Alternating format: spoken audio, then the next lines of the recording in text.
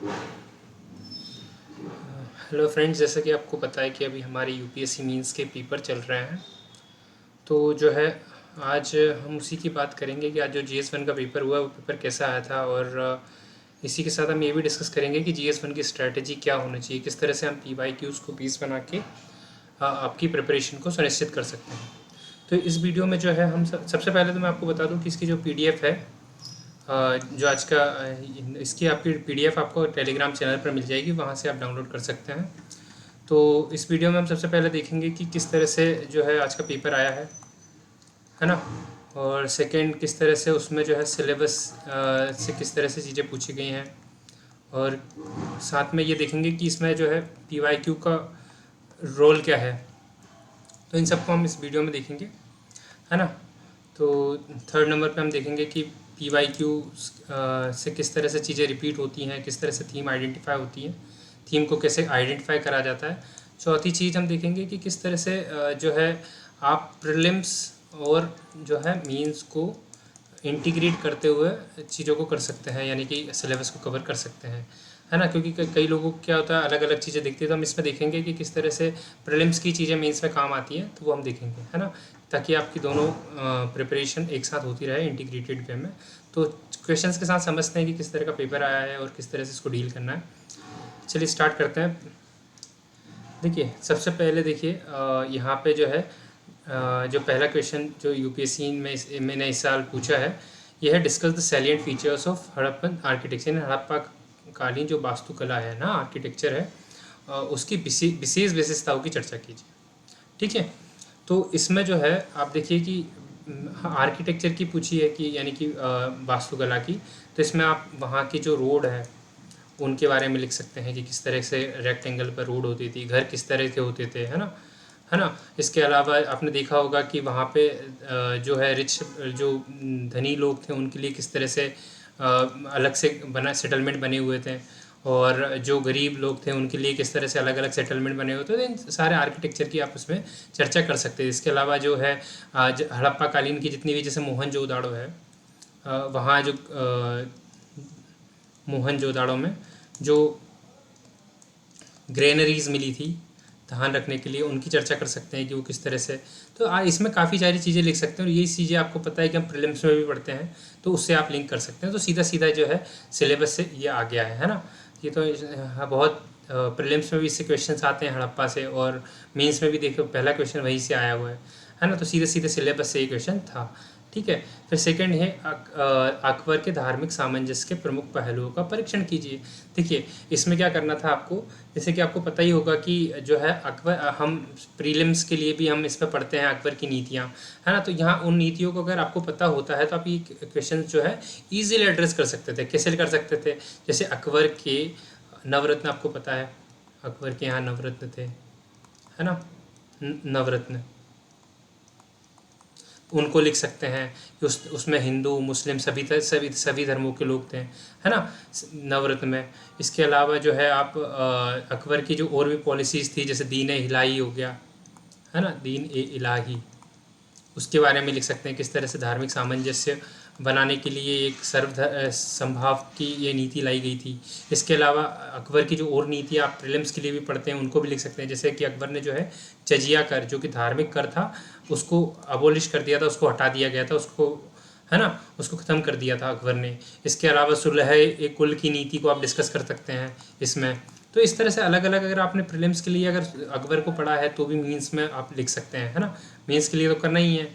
और इसके बाद में देखिए पूरा जो है, और ऐसा कुछ नहीं है कि कुछ फैक्चुअल चीज़ें पूछ ली गई हो, है ना। जो भी आपको अगर एग्जाम्पल्स आपको याद हैं, यानी कि हिस्ट्री में, तो आप सारे क्वेश्चंस को एड्रेस कर सकते हैं। देखिए, इसमें भी एग्जाम्पल्स लगते हैं आपको, कुछ रोड वगैरह का, घरों का, ग्रेनरीज का, जितने भी कुएँ वुए वहाँ उस टाइम से था, है ना। ग्रेट बात मिली थी वहाँ पे नहाने के लिए, तो उसका एक एग्जाम्पल लिख सकते हैं।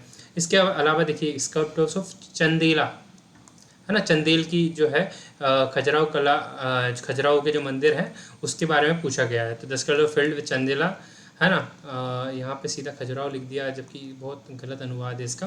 Field Chandela art form with resilient vigour and breath of life, Hindi में लिखा है भूविज्ञों ने खजुराहो कला रूपों को जीवन की व्याप्तता और लचकदार जोश से भर दिया।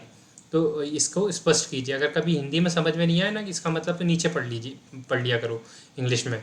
तो देखिए कि यहाँ पे कुछ नहीं करना था आपको, वहाँ के जो है स्कल्पचर्स के बारे में लिखना था, मूर्तियों के बारे में,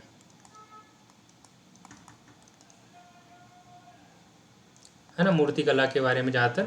तो वहाँ की जो मूर्तियाँ हैं खजुराहो की, उसकी विशेषताएं लिखनी थी अलग अलग, है ना। जैनिज्म से रिलेटेड भी मिलती है, जैन धर्म से रिलेटेड, वो आप लिख सकते थे। इसके अलावा वहाँ पे जो कई तरह के स्कल्पचर्स और भी मिलते हैं, मतलब यहाँ के मंदिरों में, तो उनके बारे में आपको इसमें लिखना था। अगर आपको यहाँ पे भी अगर कुछ एग्जांपल्स याद होते थे, जितना ज़्यादा एग्जांपल्स आपके पास होंगे मूर्तियों वगैरह के बारे में या वहाँ के स्कल्पचर्स के बारे में, है ना, तो भूविज्ञों के बारे में, तो उनको आप लिख सकते हैं, है ना। तो अगर यहाँ पे समझ में नहीं आएगी भूविज्ञों का, तो यहाँ पे स्कल्पचर्स है ना, जो वहाँ मंदिरों की जिन्होंने बनाए हैं, उनके बारे में पूछा गया है। इसके बाद में जलवायु परिवर्तन के ऊपर आ गया है ना। ये काफ़ी करंट में न्यूज़ में रहता ही है ना, जलवायु परिवर्तन के बारे में। तो आजकल जो है आपने देखा होगा आर्कटिक मेरीडायनल ओशनिक सर्कुलेशन के बारे में भी काफ़ी चल रहा है, तो कहीं ना कहीं उनसे लिंक कर सकते हैं। तो जलवायु परिवर्तन और समुद्र स्तर में वृद्धि हो रही है, जिससे कई सारे द्वीप जो है डूबने की कगार पर है, उसके बारे में कैसे अस्तित्व को प्रभावित कर सकती है, तो ये आपको लिखना था, है ना। कॉन्सेप्चुअल क्वेश्चंस था। अगर क्लाइमेट चेंज को पढ़ा होगा तो आज का सबसे बड़ा मुद्दा ये जो छोटे छोटे द्वीप है ना, जिनको स्मॉल आइलैंड डेवलपिंग नेशंस भी बोलते हैं, small island developing nation states भी बोलते हैं, स्टेट्स, है ना। तो उनके बारे में आपको लिखना था, 2-4 के अगर छोटे छोटे द्वीप हैं उनके बारे में आप सीधे सीधे यहाँ लिखना था। एग्जाम्पल्स अगर आपके पास जितने ज़्यादा होंगे उतना अच्छा रहेगा यहाँ पे। तो जो है जलवायु परिवर्तन समुद्र स्तर में वृद्धि में कई द्वीपीय अस्तित्वों को कैसे प्रभावित कर रही है, उदाहरण सहित विवेचना कीजिए। तो मैं वही बोल रहा हूँ कि सभी में एग्जाम्पल्स लगेंगे, है ना। तो कभी भी आपको GS1 की प्रिपरेशन करनी है तो आप करंट से या फिर जब पढ़ें तो एग्जाम्पल्स पे ज़्यादा ध्यान दें, है ना। जितने ज़्यादा एग्जाम्पल्स ही प्री में भी आते हैं, प्री में सीधे सीधे पूछे जाते हैं कि ये मूर्ति कहाँ की है ना, तो कौन से कहाँ मिली थी, इस तरह से। अगर प्री में आप करते हैं तो वो मेंस में भी हेल्प कर रही हैं कहीं ना कहीं। और प्री और मेंस अलग अलग चीज़ें नहीं हैं, जो बहुत सारे लोग समझ लेते हैं। इसके अलावा देखिए गैर कृषिक प्राथमिक गतिविधियाँ क्या हैं, मतलब कि नॉन फार्म एक्टिविटीज़, मतलब यहाँ पे लिखा नॉन फार्म प्राइमरी एक्टिविटीज़, तो उनके बारे में लिखना था, है ना। इसके अलावा भारत में भौगोलिक, इसमें क्या क्या चीज़ें पूछेगी, भारत में भौगोलिक विशेषताओं से किस प्रकार संबंधित है ना, उपयुक्त उदाहरण सहित विवेचना कीजिए। देखिए नॉन फार्म एक्टिविटीज़ में आपको मैं बोल सकता हूँ कि खनन आ जाएगा, जो प्राइमरी एक्टिविटी है लेकिन नॉन फार्म है ना, खनन, माइनिंग, है ना। इसके अलावा जो है आप लिख सकते हैं वानिकी, है ना, और भी लिख सकते हैं, जैसे कि खनन वानिकी के अलावा जो है मत्स्य पालन, ये भी प्राइमरी एक्टिविटीज़ में आ जाएगा जो नॉन फार्म है ना। इस तरह के अलग अलग एक्टिविटीज़ के बारे में आप यहाँ पे लिख सकते हैं।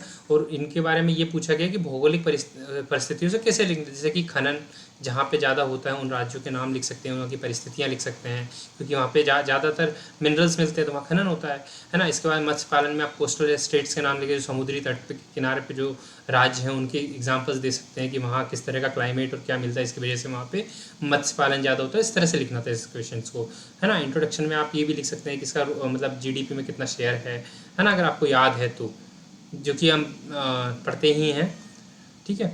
इसके अलावा जो है ये हो गया। इसके बाद में उपयुक्त उदाहरणों के साथ भारत में सौर ऊर्जा उत्पादन के पारिस्थितिक और आर्थिक लाभों की संक्षेप में व्याख्या कीजिए। यानी कि जो सौर जो हो रही है उसके इकोलॉजी पे क्या इम्पैक्ट है और इकोनॉमिक इम्पैक्ट क्या है, ये आपको लिखना था इसमें, है ना। तो इसमें बहुत सारे आप silicon valley for the solar जो बन रही है उसके बारे में एग्जांपल लिख सकते हैं आर्थिक लाभों में, है ना। और इसके बाद में पारिस्थितिक लाभों में तो बहुत सारे हैं कि आपको थर्मल पावर नहीं बनानी पड़ेगी तो पॉल्यूशन नहीं होगा, है ना, बहुत सारी चीज़ें हैं। इसके अलावा जो है पारिस्थितिकी और भी लाभ हैं इसके, कई तरह के इकोलॉजी को, है ना, नुकसान नहीं होगा। जैसे कि हम जो है विंड, मतलब जो समुद्र वगैरह से या फिर नदियों में जो बड़े बड़े डैम बनाने पड़ते हैं वो नहीं बनाने पड़ेंगे अगर सौर ऊर्जा से हमारी पूर्ति हो जाएगी तो, ये आप लिख सकते हैं। जैसे कि अभी जो इटैलियन डैम अरुणाचल प्रदेश में हाइड्रो पावर डैम बन रहा है, उसमें इससे इकोलॉजी कितनी प्रभावित हो रही है, लेकिन अगर सोलर होगा तो उस तरह के मतलब जो प्रोजेक्ट्स हैं हमें कम लगाने पड़ेंगे क्योंकि हमारी ऊर्जा ज़रूरतें पूरी हो जाएंगी। तो आप कहीं ना कहीं आर्थिक और जो है इकोलॉजी दोनों को लिख सकते हैं इसमें, ठीक है। इसके बाद में ये सीधे ये आ गया। इसके बाद में देखिए सोलर एनर्जी कितनी न्यूज़ में चलती है, तो ये भी न्यूज़ से आ गया। इसके अलावा जो है सुनामी क्या है, ये तो सीधे सीधे सिलेबस का पार्ट है GS1 का, है ना। तो ये कहाँ बनती है, कैसे बनती है, इसके बारे में अगर आपने डिटेल में पढ़ा, और इतना काफ़ी न्यूज़ में भी अभी देखिए कुछ दिनों पहले जो है जापान में सुनामी के आने के चांसेस बढ़ गए थे, तो ये न्यूज़ में था कुछ ही दिनों पहले, मतलब 7 से 8 दिन पहले ही अगर आपने पढ़ा होगा तो इसको आप एड्रेस कर सकते थे। तो करंट अफेयर से भी काफ़ी चीज़ें लिंक हो सकती हैं, है ना। अगर आपने बेसिक सिलेबस कर लिया, साथ में करंट अफेयर्स अच्छा कर लिया, तो पूरा पेपर डुएबल है, कुछ भी नहीं है, पूरा कॉन्सेप्चुअल प्लस प्रीलिम्स और मेंस को इंटीग्रेटेड करके चलेंगे तो बहुत आसान रहेगा आपके लिए। चलिए अगला क्वेश्चन देखते हैं। इसके अलावा फिर देखिए, भारत में स्मार्ट शहर, शहरी गरीबी और वितरितीकरण न्याय के मतलब वही मतलब जो है डिस्ट्रीब्यूटिव जस्टिस के मुद्दों को कैसे संबंधित है स्मार्ट शहर, है ना। भारत में स्मार्ट शहर शहरी गरीबी और वितरितीकरण न्याय के मुद्दों से कैसे संबंधित कर रहे हैं। तो आप इसमें बहुत सारी चीज़ें लिख सकते हैं कि स्मार्ट सिटी में बहुत सारी चीज़ें हैं, ड्रिंकिंग वाटर, तो ये जो है डिस्ट्रीब्यूटिव जस्टिस में आ जाएगा, है ना। इसके अलावा स्मार्ट शहर में बहुत सारी नई नई चीज़ें टेक्नोलॉजी का यूज़ करके जितनी भी चीज़ें कर रहे हैं। इसके अलावा जो है स्मार्ट शहर में जो है वेस्ट से जो एनर्जी बना रहे हैं कहीं ना कहीं, तो उससे भी गरीबी दूर हो सकती है ना।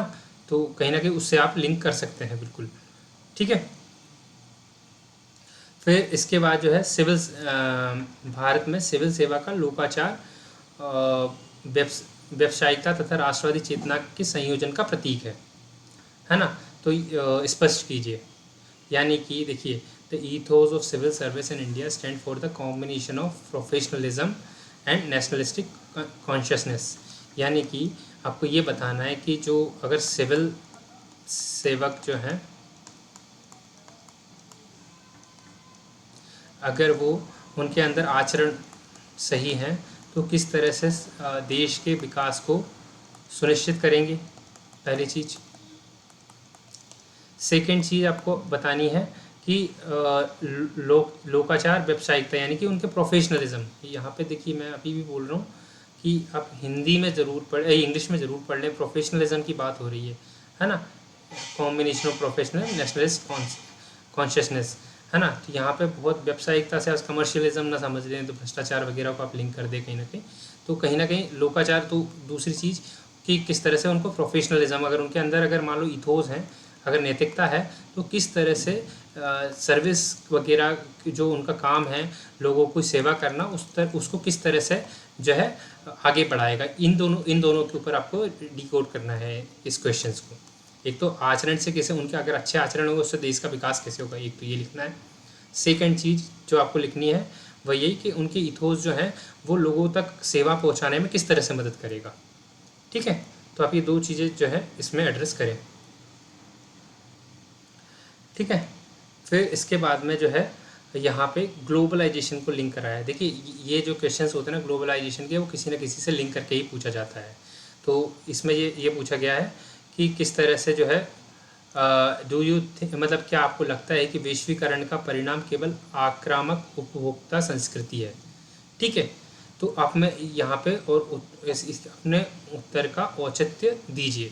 तो देखो यहाँ पे दोनों चीज़ें लिखनी थी, कुछ पॉइंट्स इसके पक्ष में लिखने थे, कुछ इसके विपक्ष में लिखने थे, ठीक है। किस तरह से लिखने थे कि हाँ कि जो वैश्वीकरण है वो उपभोक्ता संस्कृति को बढ़ावा दे रहा है, नहीं पूरी तरह से नहीं दे रहा है। तो इसके जो फ़ायदे हैं जैसे कि महिलाओं का सशक्तिकरण, है ना, वो यहाँ लिख सकते थे और उसके कुछ पक्ष में लिख सकते थे। तो इस तरह से इसको डिकोड करके सीधे सीधे ये सिलेबस के टॉपिक से क्वेश्चन आ गया है। इसको हम कभी डिटेल में भी डिस्कस करेंगे। अभी कुछ दिनों बाद हम मीन्स के पीवाईक्यू की एक सीरीज़ लेके आएंगे, उसमें जो है हम इनको डिटेल में डिस्कस करेंगे। ये वीडियोज़ हमें शॉर्ट रखनी है अभी कुछ, तो इसलिए हम थोड़ा ज़्यादा डिटेल में नहीं जा रहे हैं। मैं केवल इतना बता रहा हूँ कि किस तरह से सीधे सिलेबस से आया और किस तरह से इसको डिकोड करना था, है ना। और एग्जाम्पल्स करंट से कितने आपको लिंक कर सकते हैं और किस तरह से इसको जो है फ्रेम करके आप इजीली लिख सकते हैं। फिर इसके बाद में महात्मा ज्योतिराव फुले के बारे में आ गया है। सीधे सीधे सोशल रिफॉर्मर्स हमारे जो GS 1 में है, हम पढ़ते भी हैं, है ना। ये प्रीलिम्स के लिए भी पढ़ते हैं। अगर आपने प्रीलिम्स के लिए इसको पढ़ रखा है तो मेंस में वही लिखना था। इन्होंने किस तरह से जो है महिलाओं के लिए स्कूल खोला था, है ना, इनका पूरा वर्क वगैरह के बारे में लिखना है ना। तो Mahatma Jyotirao Phule writings and efforts, मतलब इनके जो कुछ लेख हैं उनके बारे में लिखना है, और एफर्ट्स, इन्होंने जो प्रयास करे हैं सोशल रिफॉर्म्स के लिए, इश्यूज ऑफ जो सबल्टर्न क्लास है, यानी कि जो उपेक्षित वर्ग हैं उनके लिए किस तरह से प्रयास करें। महात्मा जो लेखन, मतलब उन्होंने जो बुक्स वगैरह लिखी है या फिर उन्होंने जो अपने वर्क करे हैं उनके बारे में, और समाज सुधार के जो उन्होंने प्रयास करे, जैसे महिलाओं की शिक्षा हो गई, है ना, और इनके बारे में महिलाओं की शिक्षा के बारे में कराया उन्होंने प्रयास। इसके बाद में महिला शिक्षा के बारे में उन्होंने जातिगत भेदभाव को दूर करने के लिए जो जो प्रयास करें उनको सबको यहाँ पे लिखने था, इनके एग्जाम्पल्स आपको इसमें लिखने थे, ठीक है। और इस तरह से उनके और उनकी जो किताबें हैं उन्होंने जो जो लिखी हैं उनके बारे में इसमें आपको लिखना था। इसके बाद में सीधे सीधे सिलेबस से आया ये भी, है ना। इसके बाद में राजनीति, अर्थव्यवस्था, शिक्षा, अंतर्राष्ट्रीय संबंधों के विषय में आज़ादी के प्रारंभिक समय में भारत के सुदृढ़ीकरण की प्रक्रिया को स्पष्ट कीजिए, है ना। तो जो कंसोलिडेशन हुआ था, मतलब सुदृढ़ीकरण हुआ था किसके टाइम पे, इंडिपेंडेंस यानी कि आज़ादी के टाइम पे, उसको लिखना था। जैसे कि राजनीति में बहुत सारे सुधार आए थे, राजनीति में सुधार यानी कि बहुत सारे, जैसे कि इलेक्शंस होने लग गए थे डिमांड कर करके। इसके बाद में शिक्षा के लेवल पे बहुत सारे सुधार आए थे, है ना। आपने देखा होगा वर्नाकुलर एजुकेशन को प्रमोट करा गया था, है ना। इनके उसके बाद में स्वतंत्र मतलब स्वदेशी को अपनाया गया, उनके बारे में लिख सकते हैं अगर यहाँ पे अर्थव्यवस्था के बारे में लिखना हो तो।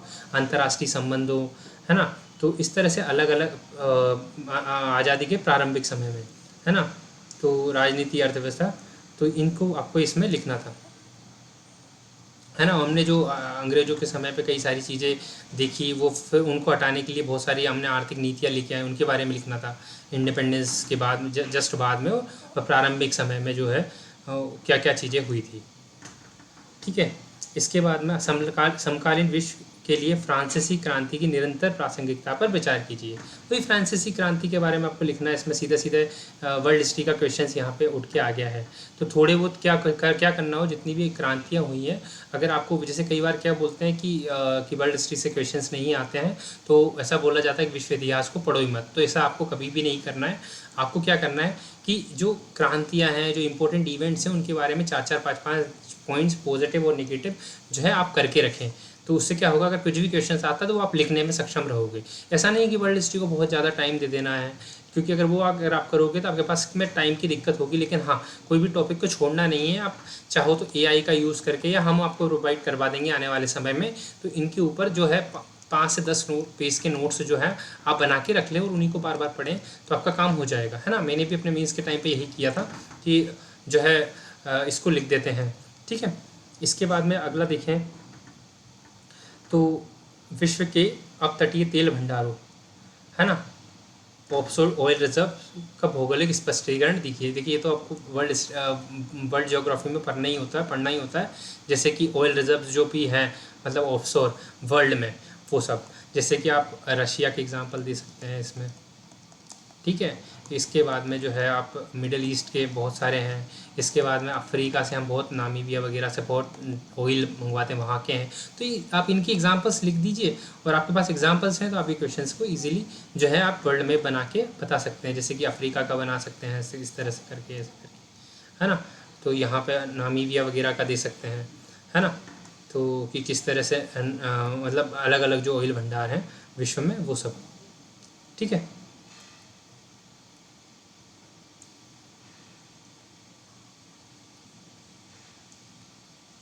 क्या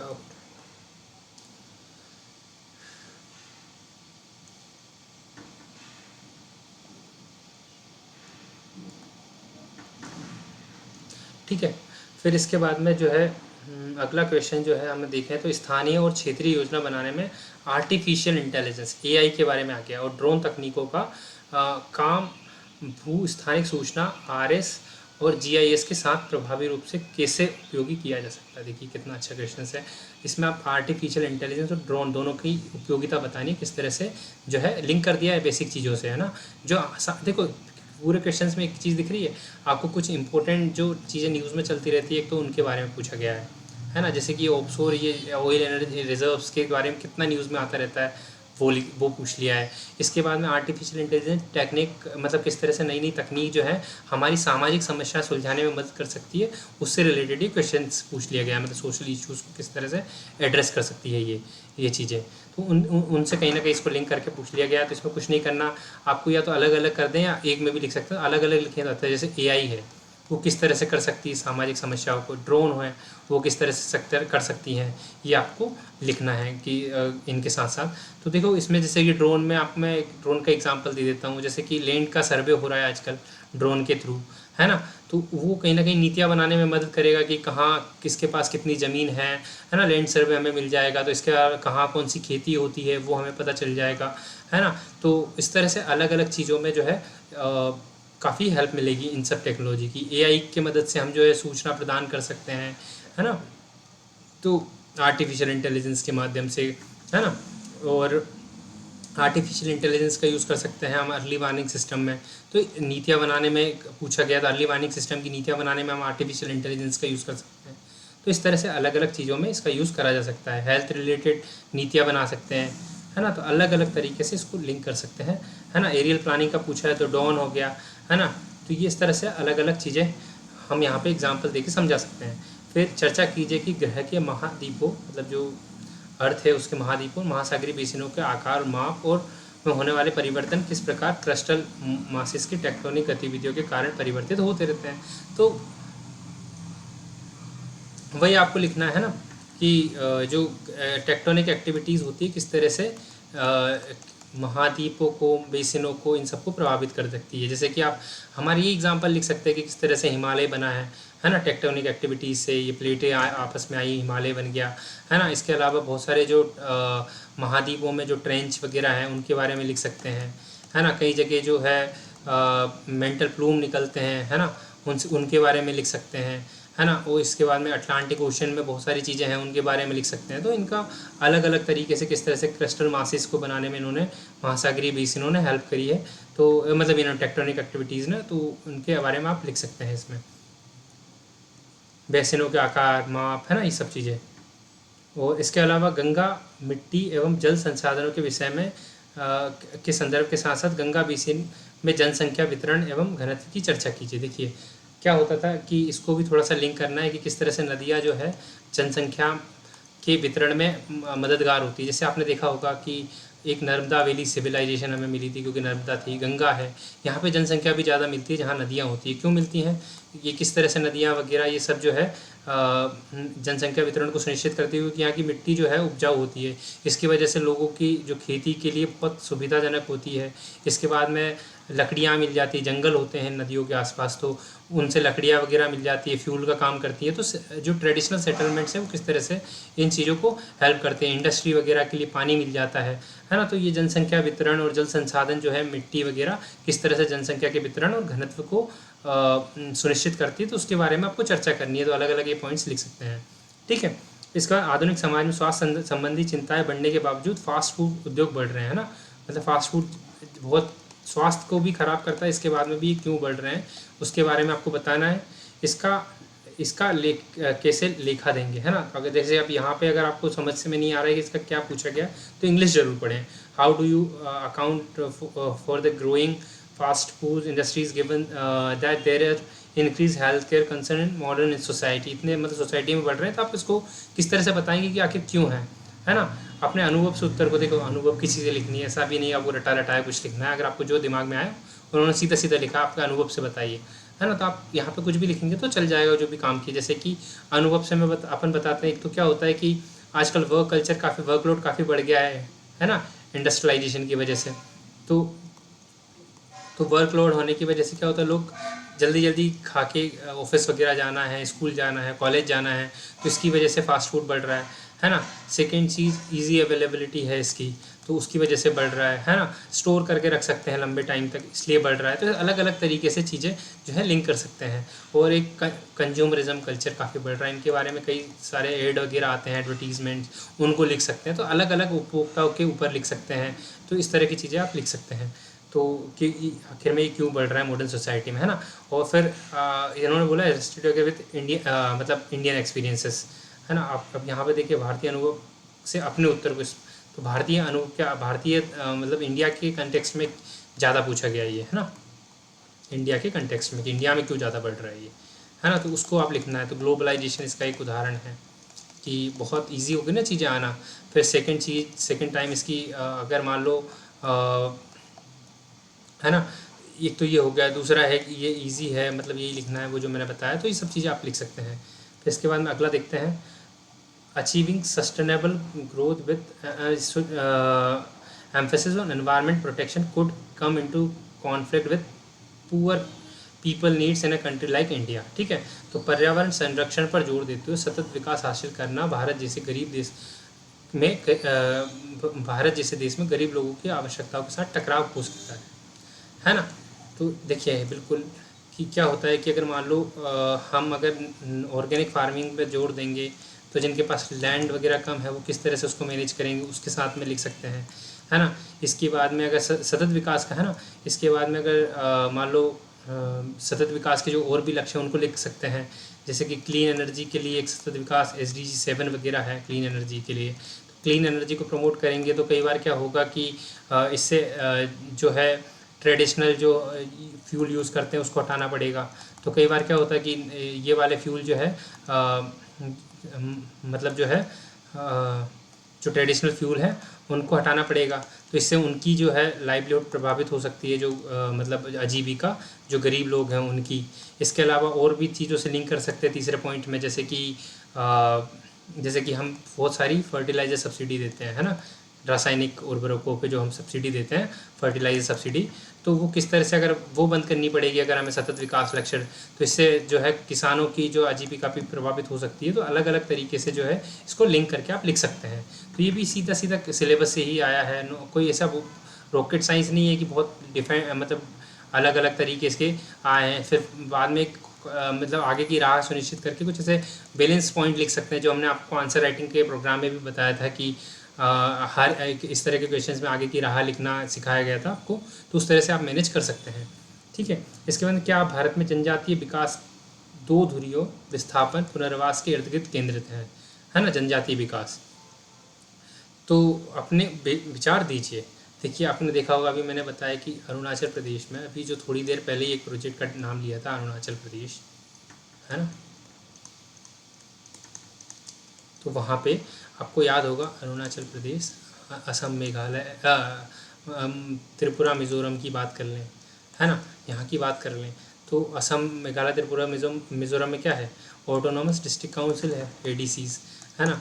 तो यहाँ पे ये है, इसके बाद में यहाँ पे प्रोजेक्ट लगते हैं, उनको विस्थापन करना पड़ता है। तो मतलब अलग एक तरफ हम उनके विकास के लिए हम बहुत सारी चीज़ें करते हैं और दूसरी ओर उनको विस्थापित होना पड़ता है। जैसे अरुणाचल प्रदेश में बहुत सारी ट्राइब्स हैं, यानी कि जनजातियाँ हैं। तो कई बार जो हमारी गवर्नमेंट की पॉलिसीज़ होती हैं, जैसे कि इटालियन डैम मैंने अभी थोड़ी देर पहले बोला था, उसकी वजह से पारिस्थितिकियों को भी काफ़ी जो है नुकसान हो रहा है, जबकि आपको जानता है जनजातियों का पारिस्थितिकी से कितना संबंध होता है। सेकंड चीज़, उनका जो है जनजातियों का विस्थापन भी यहाँ से होगा अगर ये प्रोजेक्ट लगेगा, क्योंकि ये बहुत 3000 से 3100 कुछ जो है मेगावाट का ये प्रोजेक्ट है। तो इसकी वजह से काफ़ी इकोलॉजी को है मतलब जो है नुकसान भी होगा और साथ में डाइवर्ट मतलब लोगों को विस्थापित भी होना पड़ेगा। तो एक तरफ हम उनके विकास की बातें करते हैं, तो ये डाइकॉट में जो दोहरापन है ये, है ना, तो ये क्यों है, यहाँ ये पूछा गया था। Does tribal development in India centre around 2 axes, मतलब दो चीज़ें, एक तो विस्थापन, एक पुनर्वास रिहेबिलिटेशन, है, दो जब displacement rehabilitation, give your opinion. तो इनके ऊपर आपको देना है और ये डाइकॉट में बतानी है क्यों है। ठीक है, तो इसके बारे में भी आप इजीली एड्रेस कर सकते हैं, है ना, और कुछ डेटा वगैरह दे सकते हैं जो विस्थापन से रिलेटेड है। तो इस तरह से ट्राइब वगैरह से रिलेटेड जो है डेटा को इकट्ठा कीजिए, कहाँ क्या हुआ है, कुछ करंट के एग्जाम्पल्स लेके आइए, तो आपका आंसर जो है थोड़ा अलग दिखेगा लोगों से।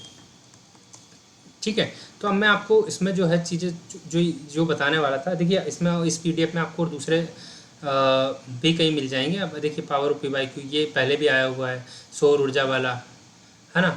तो ठीक है, 2024 में भी ये पूछे गए हैं उपभोक्ता आक्रामक, है ना, 25 में भी पूछ लिया गया है। इस तरह से अलग अलग मतलब कहीं ना कहीं आप पुराने उससे लिंक हो रही चीज़ें, है ना। इसके बाद में स्मार्ट शहर गरीबी 23 में भी, तीव्र शहरीकरण वाला क्वेश्चन आया था 13 में भी, इस तरह से। तो इन सब चीज़ों को आप देख लीजिएगा। ठीक है, तो ये कुछ चीज़ें हैं। अब मैं फाइनल चीज़ बताता हूँ कि आखिर में क्या है।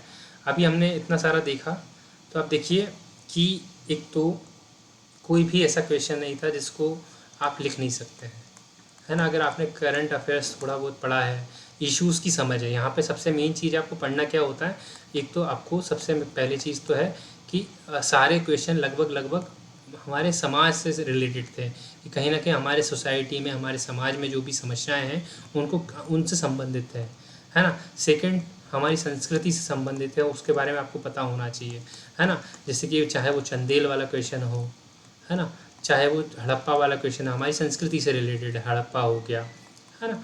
तो ये सब चीज़ें इसके बाद में हमारे जो छोटे छोटे गरीबों से रिलेटेड क्वेश्चंस थे, चाहे वो सौर ऊर्जा वाला हो गया, है ना, चाहे सतत विकास वाला हो गया, है ना। जो हमारी समस्याएं हैं, बेसिक सी चीज़ है, आम आदमी को प्रभावित करती है, लगभग लगभग क्वेश्चन सब उन्हीं से रिलेटेड है। चाहे क्लाइमेट चेंज का हो गया, जो जलवायु परिवर्तन वाला आया था, तो कहीं ना कहीं आप देखो कि या तो सिलेबस से आएंगे या सामाजिक समस्याओं से रिलेटेड आएंगे। अगर आपने एक बार समाज से, मतलब अगर आपने इश्यूज़ की समझ विकसित कर ली, तो आपके लिए बहुत आसान होगा, है ना। ऐसा कोई टफ पेपर नहीं आया, और जो वर्ल्ड हिस्ट्री से आया वो भी कितना आसान क्वेश्चन था, सीधे फ्रांस की क्रांति से उठ के आ गया। उसमें भी आपको रटना नहीं था, मतलब नॉर्मल अगर आपको समझ होती तो आप उसमें तो 2-3-4 फैक्ट अगर आपको याद होते तो वो आप लिख सकते, ये कब हुई, है ना, कौन इसका लीडर था, है ना, किस तरह से चालू हुई, थोड़ा बैकग्राउंड हो, और इसने क्या परिवर्तन किया समाज में, तो इस तरह से आपको लिखना होता है। तो इसके बारे में हम डिटेल, अब जब एनालिसिस होगा विद मतलब इनके मॉडल आंसर सहित, हम एक सीरीज़ चालू करेंगे जिसमें आपको लगभग लगभग पिछले 5 सालों के तो कम से कम हम आपको PYQ करवाएंगे उस सीरीज़ में। तो आप हमसे जुड़े रहिए इसके लिए, और PDF आपको जो है हमारे टेलीग्राम चैनल पे मिल जाएगी। और thank you for watching this video.